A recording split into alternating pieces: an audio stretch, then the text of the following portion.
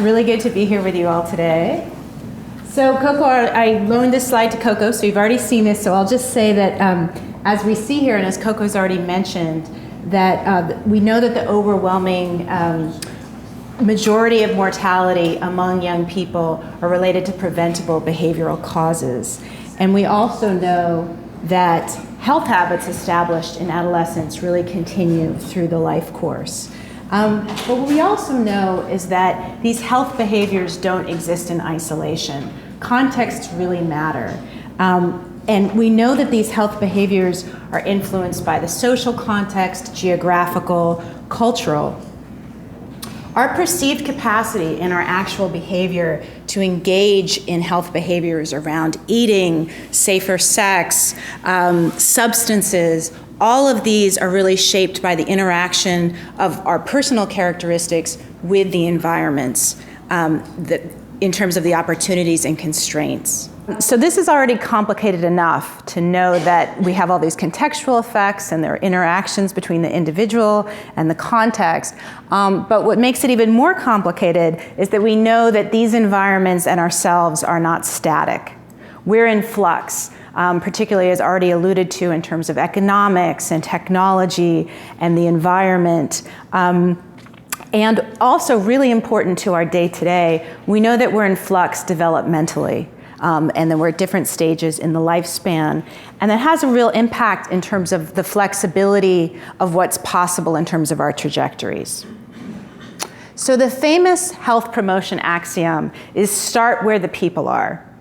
But how do we know where the people are? And how do we deal with the dramatic diversity of where people are when we're seeking to promote population health, not just individualized treatments? This is a particular challenge in prevention science, which is the area in which I work, because a lot of our gold standard approaches are manualized interventions. So the idea is we've laid it all out, sometimes it's scripted even, and then it's supposed to be diffused, scaled up across many, many different kinds of contexts in the way that it was developed and tested. So clearly there are a lot of issues here in terms of what's the role of local adaptation to address specific norms, needs, and challenges. In the case of adolescents, these issues are magnified even further because, as we know, adolescents themselves are in transition, going through rapid changes in physical, emotional, and identity aspects of who they are. And as we'll hear more from Ron and Anna later, we also know from neuroscience that this is a time that's exquisitely focused on social rewards. And so there's a lot of importance of the peer social context in terms of what happens with health behavior. My work with adolescents has tended to focus, my domestic work, on working with adolescents in school contexts and school interventions, because it's such an excellent way to reach underserved populations who aren't necessarily coming in for all kinds of other services, and because schools are such a critical setting for youth development. So if we're working in schools and we're trying to do something beyond just work with individual adolescents, but also strengthen the school context for development, then we can potentially have rewards in a more sustainable way. So I have new and ongoing research in several areas that take on this question of diversity and flux in a range of different ways. In the limited time today, I'm going to talk mostly about youth-led participatory action research, but I just want to mention a couple of the other areas in hopes that it can spark some discussion and hopefully future collaborations with some of you here. So in a project that I'm working on with my co-PI Allison Harvey in psychology, we have a NIDA-funded project focused on improving teenagers' sleep, which is a challenging and important area, and also reducing their substance use. And we've been dealing with this. We're working in schools in San Francisco that are extremely different, not only between schools, but also within schools in terms of the classroom dynamics. So we've been exploring using digital media and texting as ways of trying to target and tailor our program, as well as one-on-one motivational interviews to really engage the young people in what they might be motivated about and tailor it to their specific life circumstances. Another exciting new development this fall is that we were awarded an NICHD grant to focus on advancing culture and health among adolescents. We're focusing on Latinos. Many of the people in the room and we'll be talking today are part of this group. And we'll be exploring the role of both implicit and explicit attitudes towards and influencing health. Okay. So just to lay the groundwork a little bit about talking about participatory action research, not everyone is familiar with the term CBPR, or community-based participatory research. So this is an approach to research and community change in which community members are partners and co-researchers in inquiry to promote health, improve their communities, and increase equity. And I want to emphasize that it's not about everybody doing every piece of the research project. It's not that community members are entering our data and vice versa. It's really about sharing power in the key areas about defining questions, defining the design, interpreting data, and action. And it really reflects this sort of integrative process of research and action. So why engage in CBPR? Because clearly it takes more time than just publishing off of big data sets, as I'm well aware. One of the major frames about thinking about why we should do CBPR is from a political frame, because it disrupts the traditional historical relationship between the academy and the community, particularly when we're working with more marginalized communities who've really experienced the academy and science as pathologizing and colonial forces in their communities. So it's a very important political issue that CBPR can promote. From an instrumental point of view, there's also the really important issue of how working with communities who really understand these issues from the inside out, as well as the solutions, can maximize our relevance, our impact, and the uptake of our research. So the NIH started funding CBPR about 10 years ago, and these are quotes from their program announcements about CBPR, that the reason they were funding it is because it had the potential to improve program relevance, to integrate local values into scientifically valid approaches, and to potentially better address health disparities. So this is the promise of that. This is an example of a community report back as part of a CBPR project. So what is YPAR? It's short for Youth-Led Participatory Action Research. So it's a form of CBPR in which the young people are the researchers. They're guided by adult facilitators. And I'm going to talk a little bit about a long-term project that I've had in San Francisco Unified with my partners, San Francisco Peer Resources. This was work funded by the WT Grant Foundation and the CDC. And I have, since we have no time to go into data or design or any of that stuff, I have a one-page handout here that summarizes the papers that have come out of this research program. And I'm happy to share papers and videos with people as well. So this was a project where we had more than 40 classes of students that were randomized to either a youth research condition or to a direct service peer education condition, with more than 500 students total in the entire project. And students picked what they wanted to work on in their schools or communities. And some of the topics included school dropout or pushout, stress, improving school lunch, cyberbullying, and improving the quality of their teaching at their schools.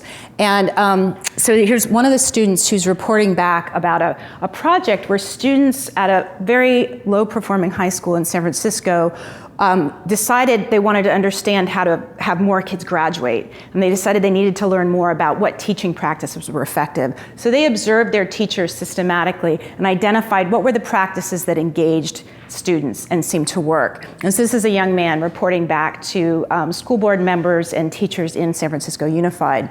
So the students received training in a range of different methods depending on their research topic, including interviews, observations, and surveys. And the overwhelming majority of young people participating in this project were immigrants and youth of color. And I'll get to that about why that's particularly important. So what's the connection between YPAR and this thorny problem of contextual diversity and flux? The connection is that we can't know what's going on for communities. We can't really know exactly what's going on for these adolescents in flux. So what better way to understand what's going on than to be working with the people we're trying to target or we're trying to design for? So that's one approach. That's one way we can do that. is to get that insider expertise, particularly for teenagers, because there's a lot that happens that we aren't aware of as parents and teachers for teens. It's also really critical in adolescence because it just so happens that most of the evidence-based programs that are out there in the areas of substance abuse prevention or violence prevention are actually for elementary and middle school students. There's very little out there for high school students. And so what we have is a situation where the evidence-based programs that are supposed to be diffused widely come from very specific communities like Minnesota, and then they're going to be diffused to the whole nation. So you can see there's really a role for really thinking about the insider expertise and adapting what we do. Also in schooling, as we know, there's this sort of ironic developmental mismatch, as Jackie Eccles in psychology puts it, because when children are very young, when they come into kindergarten, they're often asked to kind of help make the class rules. By the time they get to high school, they're often in a fairly locked down environment, particularly in urban public schools. A really key piece as well is we know adolescence is an important time for developing a sense of identity and purpose in life. And whether that's going to be one that's connected with civic institutions or one that feels in opposition or oppressed by civic institutions, as the case may be.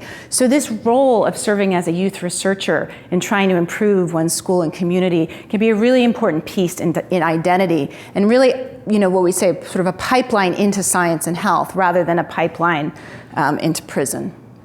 So I want to share with you, we did many, many interviews for this study, and this is an interview from one of the young women who participated in the study. And she said, "I'm Salvadorian, I'm Latin. I come from the Mission District.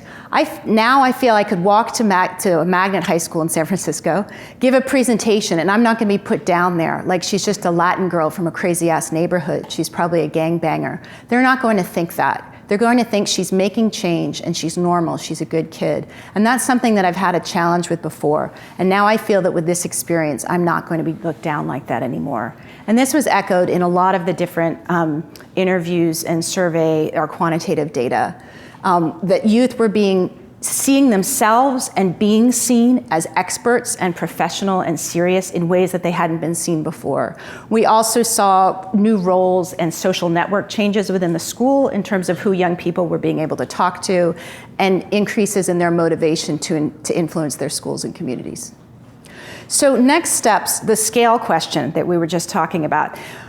I've been continuing to work with my partners and also starting some international collaborations. We have a visitor from Portugal here who's part of our collaborative group, Diana Frasquillo, talking about how do we scale this and how do we do that at quality, you know, and being strategic. So, because a lot of these projects end up on butcher block paper, everybody feels really great that the students made a presentation, but where does it go and how do we learn from it? So we were exploring, looking for funding and found some pilot funding for a web-based platform to connect young people who are doing this work, to help them inform each other, and to also give feedback, and also to support the adults with high quality curricula to do this work, and also to study this scale up. So some of the questions that I've been working through in these scale-up efforts have to do with what are the larger opportunities and movements where we could see YPAR playing a role, such as Common Core in schools that's focused on inquiry and evidence, the design of health programs, and as we already talked about, youth commissions and international collaborations. So there are many partners in this. I'm going to show you just a few screenshots of some of the groups I've been partnering with or talking about collaborating with. This is Map Your World, a project that started in India that I consulted to and is now grown into other communities where young people have mapped immunizations, clean drinking water through a web-based platform. Many of you are familiar with design thinking. This is starting to have a real impact in schools with not just educators doing it, but also young people playing a role in the design thinking. Our own Caricia Catalini, who's a DRPH graduate now at IDEO, she and I have been meeting to really kind of map the conceptual overlap and distinctions between design thinking and participatory research, because they share a lot of similarities, but they also have some important distinctions. Interestingly, design thinking is very apolitical, and CBPR is explicitly political, but just by having people empathize for the user and design for the user, there are some political implications about change. And YPlan here at Berkeley has been is also doing great work around city planning, and a lot of these projects are happening. The issue is they don't get evaluated or studied. And so where I see my role in what I do is not just supporting doing it, but really thinking about what are the research questions that we can study and understand the conditions under which it has impact.